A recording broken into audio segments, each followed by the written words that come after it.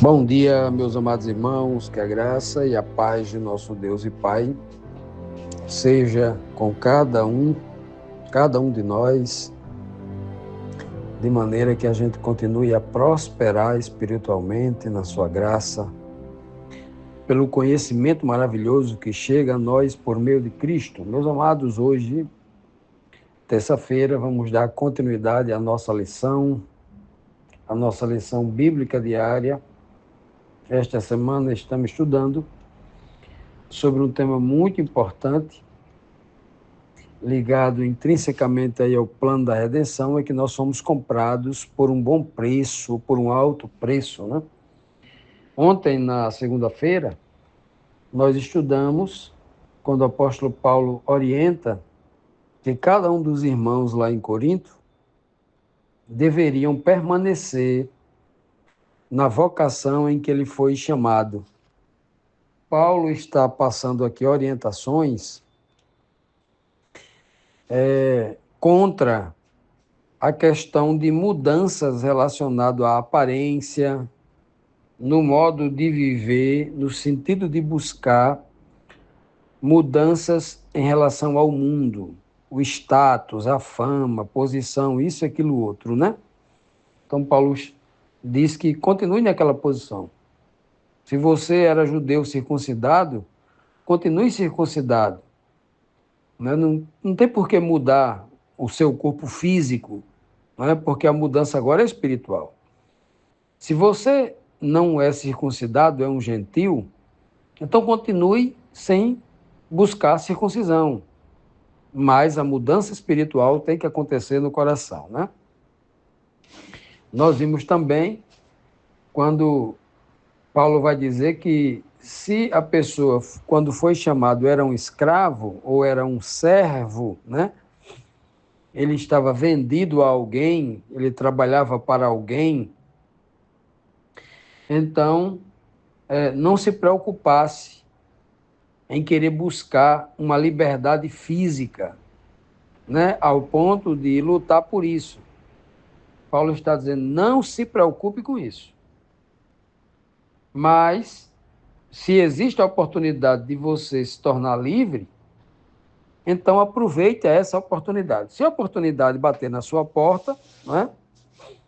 A preocupação que Paulo está tentando passar aqui para os irmãos é que a única preocupação que eles deveriam ter era servir a Deus. E o Senhor iria prover todos os meios que ele desejasse para que a pessoa continuasse naquela condição para salvar outras pessoas, ou o Senhor mudaria a situação dele para também salvar outras pessoas. O que o Senhor fizesse, né,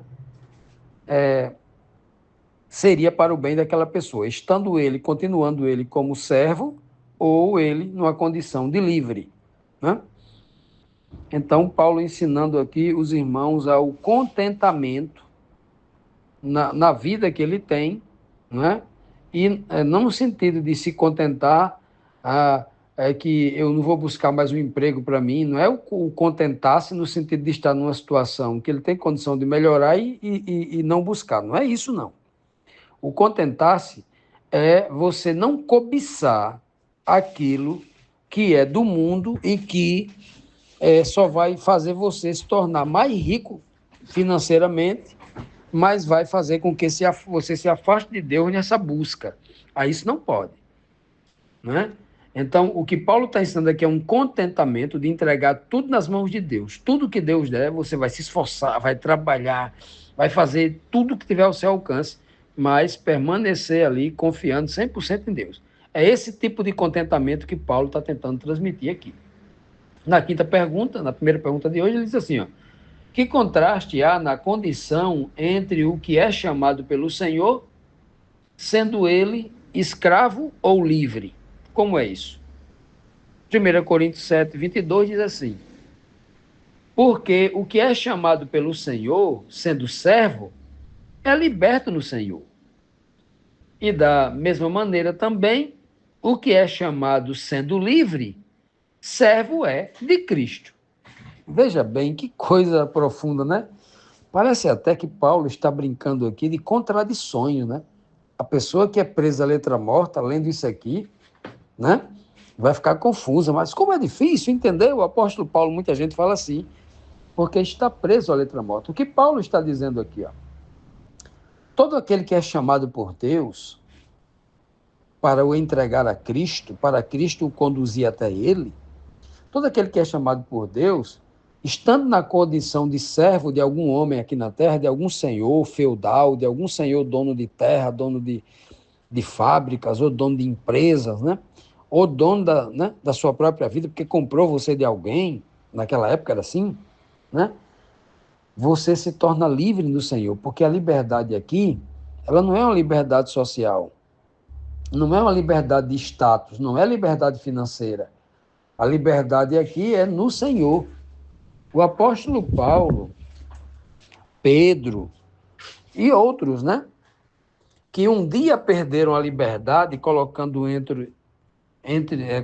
eles dentro de um calabouço, dentro de uma prisão, dentro de uma caverna, numa montanha, eles estavam privados de ir e vir, estavam dentro de celas, com as mãos e os pés, né, presos a correntes e chumbados nas paredes, nas rochas.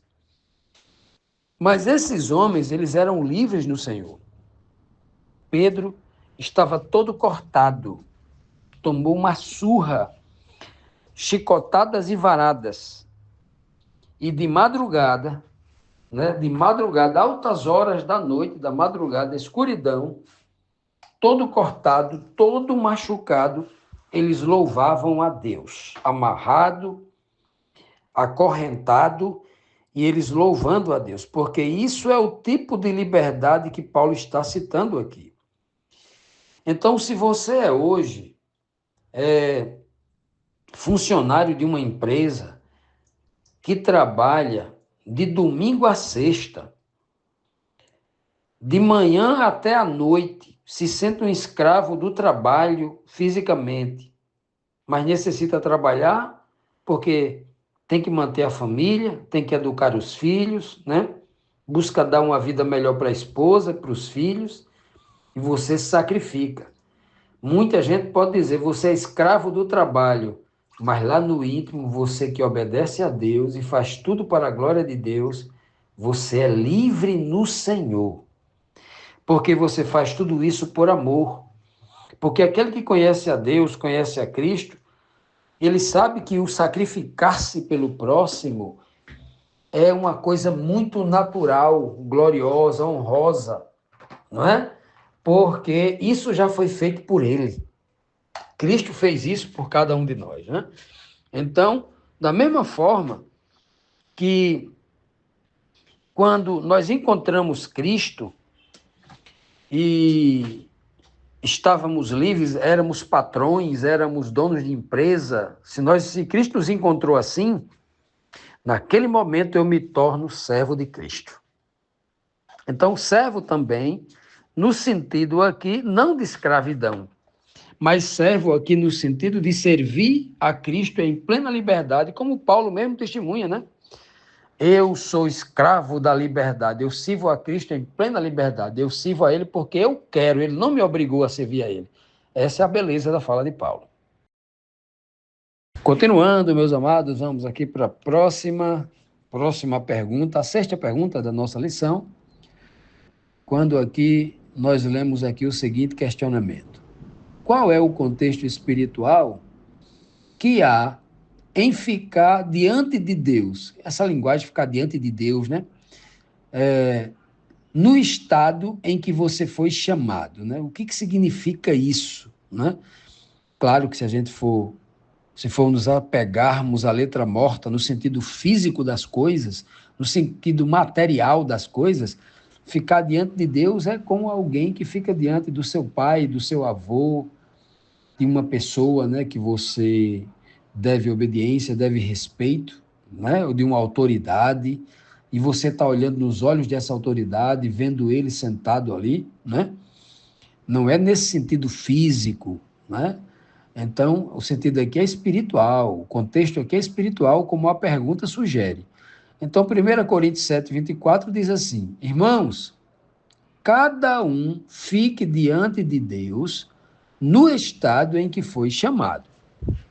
Então, Paulo, ele continua insistindo aqui que a mudança que tem que acontecer nas pessoas é uma mudança interna, uma mudança espiritual. O homem, tocado pelo Espírito de Deus, que conhece o verdadeiro Evangelho, o verdadeiro Cristo, ele não busca mudança de status social, né? O status quo, mudança de emprego, mudança de mudar apenas o guarda-roupa, não é? Não é esse tipo de mudança, né? Mudar de endereço, mudar o corte de cabelo, mudar, né, fazer um corte na pele como a circuncisão, que é o contexto imediato aqui desse capítulo que a gente está lendo. Não. A mudança, você pode continuar fisicamente sendo a mesma pessoa, né? Você pode continuar no mesmo emprego, tanto, claro, se esse emprego aqui é um emprego decente, é um emprego que honra a Deus, né? Se é um emprego onde você está fabricando para vender cigarros, não é um emprego para um cristão, claro, né? Então, tudo aquilo que é errado, que se você conhecer o Cristo fazendo algo errado, tem que sair. O que Paulo está dizendo aqui é na posição em que você foi encontrado fisicamente e que aquilo não é pecado, claro, porque tudo aquilo que é errado, você tem que sair de lá, não tem como fugir disso. Mas se Cristo lhe encontrou, você branco, você com a pele preta, negra, não faça igual Michael Jackson, não mude para a pele branca, não. Isso não vai melhorar a sua vida. Isso não vai mudar quem você é. Se o Senhor lhe encontrou e você já vivia numa casa muito confortável, num trabalho bom, público, ganhando um salário bom, eu conheci Cristo, agora eu vou vender tudo, vou dar aos pobres, vou morar como um eremita dentro de uma caverna. Não precisa fazer isso. Da mesma forma que no momento em que você conheceu Cristo, você não tinha, você tem uma vida muito simples, ganhando muito pouco, não podia comprar tudo aquilo que os seus amigos tinham, viviam e tal. Agora que conheceu Cristo, não vai entrar na conversa da teoria da prosperidade, do falso evangelho, que Deus é o dono da prata e do ouro e você tem que ser milionário. Você vai fazer de tudo agora para ter muito dinheiro. Então, Paulo está dizendo, como você está, como o Senhor chamou, preste atenção. Se o Senhor chamou você nessa condição, é porque ele vai te honrar. Ele vai fazer de você um instrumento poderoso de salvação. Ele não vai só te justificar, ele vai te honrar da maneira que ele quer te honrar. Ele chamou João Batista, e João Batista, desde o ventre da mãe dele, foi o homem mais pobre da face da terra. E Deus honrou ele de uma maneira grandiosa. Mas foi tão grande a honra dele, em João Batista, que nenhum homem da terra vai ter a honra de João Batista. João Batista foi morar no deserto, morava em caverna, ele não tinha uma casa, é igual os animais irracionais. Morava numa caverna, a roupa dele não era de lã, não era de linho, não era de seda, a roupa dele era feita de peles de camelo, não era nem pele de um animal, né? Uma pele mais macia, uma pele mais sofisticada, não. Era a pele dura de camelo, a pele mais pobre que tinha. E disse que a alimentação de João Batista era gafanhoto e mel silvestre. A proteína vinha do gafanhoto, o mel silvestre vinha ali a energia e a força. Tem comida mais simples, tudo do campo. Então, já imaginou Jesus dizer que este homem, João Batista, nunca houve, nem nunca haverá qualquer ser humano nascido de mulher, como todo ser humano nascido de mulher, alguém semelhante àquele homem. Olha a honra que Deus deu a ele. Então como esses homens, né, é assim que Deus trabalha. Exemplo, o Senhor chamou José desde o ventre lá, né, foi abençoado lá também, desde sempre, desde menino, né, através dos sonhos que ele teve, e vivendo a vida simples no deserto, um filho de pastor de ovelha e sendo educado como sendo pastor de ovelhas. Foi vendido pelos seus irmãos, foi escravo no Egito, mas foi da vontade de Deus que aquele homem simples, sem educação acadêmica, um simples pastor de ovelha, um escravo egípcio, os egípcios olhavam para ele como um ser inferior, um escravo qualquer. O Senhor pegou aquele menino inexperiente e fez dele um governador. Mas é da vontade de Deus. Agora, Deus não fez José governador para que a gente se lembrasse de José como o título de governador. Deus não faz isso, não. Só o crente cobiçoso é que olha para José e vê José como um governador. Não. O Senhor colocou José ali, não foi para ser governador. O Senhor colocou José ali para salvar a humanidade da fome. E a gente precisa ter esse olhar espiritual, né? Porque José, se José se envaidecesse com a posição de governador que ele tinha mandado matar seus irmãos. Aqueles que o venderam, que forjaram ali a sua morte, ele teria mandado matar. No mínimo, prender, prisão perpétua, né? Mas não, ele tinha perdão para dar porque José sabia. Isso é a diferença do homem espiritual para o homem religioso, carnal, que só vive em busca de dinheiro e de crescimento pessoal, né? Social. É isso que Paulo está tentando dizer aqui, com outras palavras. Meu irmão, se você foi chamado, estando na condição de escravo ou na condição de livre, de funcionário ou de patrão, perceba, procure saber o que Deus quer de você. Não fique pensando em mudar a sua vida social, não. Pense em mudar a sua vida espiritual e Deus vai lhe usar, tanto como escravo, tanto como patrão, não importa. Procure saber o que Deus quer de você e não o que você quer do mundo.